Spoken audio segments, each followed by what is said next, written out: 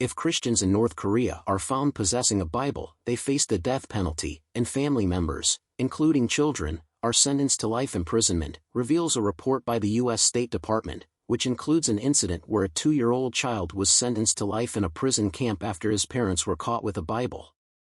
An estimated 70,000 Christians are incarcerated in North Korea, where prisoners face harsh conditions and physical mistreatment, says the State Department's recently released 2022 International Religious Freedom Report. The report attributes 90% of documented human rights abuses against both Christians and adherents of shamanism to that country's Ministry of State Security.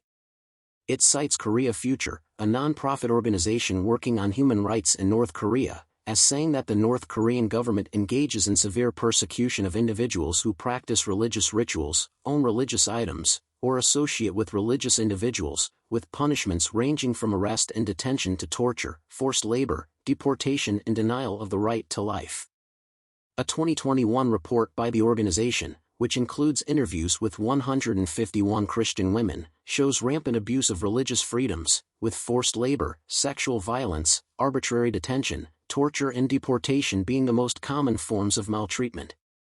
Educational materials in North Korea are anti-religion, it says, explaining that people who have escaped from the country recount textbooks containing sections on Christian missionaries, characterizing them as committing evil deeds, such as rape, organ harvesting and murder. While North Korea's constitution officially guarantees religious freedom, and the communist dictatorship points to churches it has constructed in Pyongyang as proof of this guarantee, the State Department report contends these churches function merely as showpieces for foreigners. The discrimination extends to followers of shamanism as well, according to the report, which says they can face 6 months to several years in a forced labor camp or re-education facility. One victim was quoted as saying, "Officials worked us hard without feeding us properly.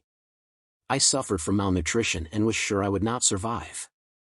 I kept having diarrhea, even when I only drank water, and I weighed just 35 kilograms, 77 pounds.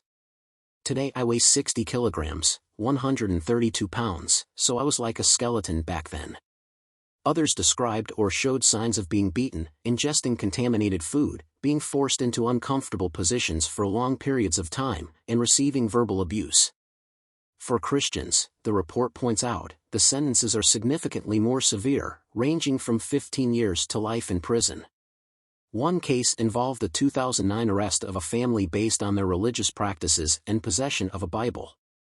The entire family, including a 2-year-old child, were given life sentences in political prison camps. In December, the United States co-sponsored a United Nations resolution deploring the North's systematic, widespread, and gross violations of human rights.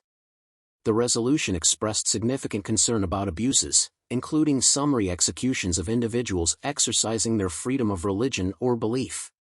In its 2021 report, Organized Persecution, documenting religious freedom violations in North Korea, the U.S. Commission on International Religious Freedom said the violations it documented in 2020 were seemingly designed to remove all traces of Christianity.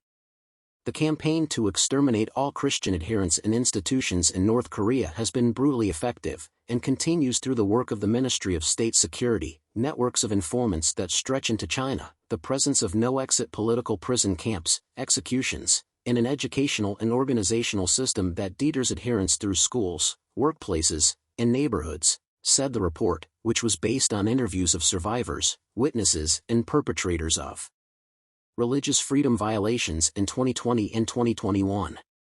The freedoms in North Korea are subordinate to and overruled by a document known as the 10 Principles for Establishing a Monolithic Leadership System, which has as its purpose to bring each North Korean individual's thoughts and acts in line with the teachings of Kim Il-sung, Kim Jong-il, and Kim Jong-un, it added.